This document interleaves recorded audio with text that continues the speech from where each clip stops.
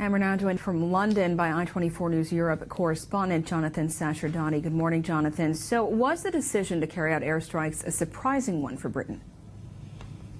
This was no surprise, really. David Cameron had made it clear that he would not hold this vote in the House of Commons unless he knew he was going to win it.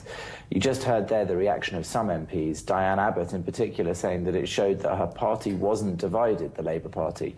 But whatever brave face people like Diane Abbott can put on it, there can be no clearer division than the leader of the Labour Party speaking in the House of Commons against the motion, and then his shadow foreign secretary speaking in support of that motion. In fact, Hilary Benn, the shadow foreign secretary, really had this feeling of the room when he summed up the arguments in favour of the strikes. It's his quote that has made the front page of the Daily Telegraph, a right-of-centre newspaper, a quote from the shadow foreign secretary of the left-wing Labour Party.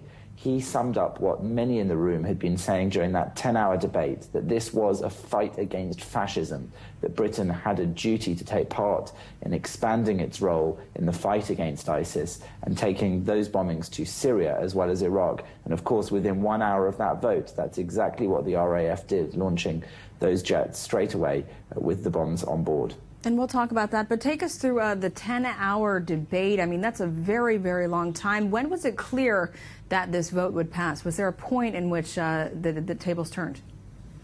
It was clear the day before the vote took place that this would pass. As I said, David Cameron made it clear he would not hold another vote after that embarrassment he had when he last held a vote on intervention in Syria. He had said that he wouldn't resume this sort of debate in Parliament until he knew that he had enough support, not only from his own party, but from others.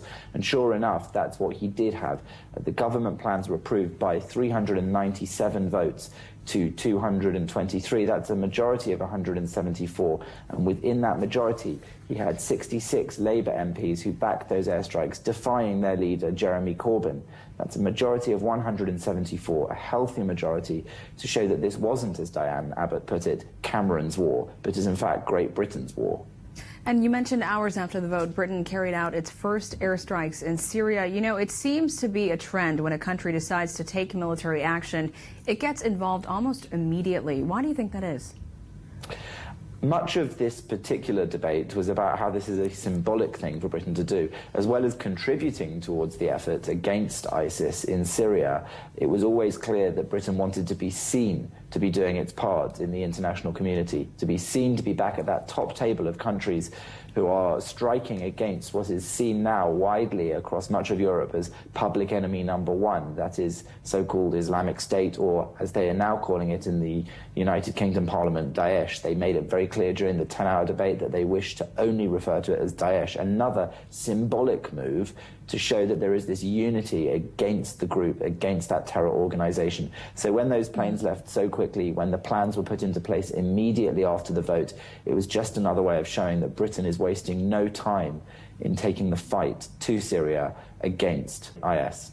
Jonathan Sacerdoti, thank you so much for joining us live from London.